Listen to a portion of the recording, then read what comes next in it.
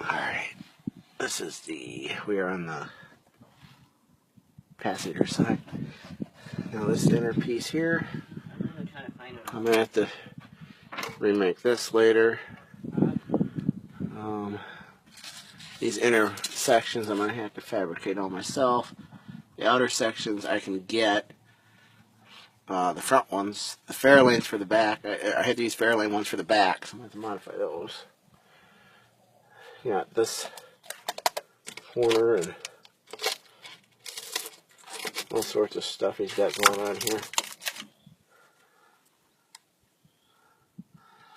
So, got the new shocks on.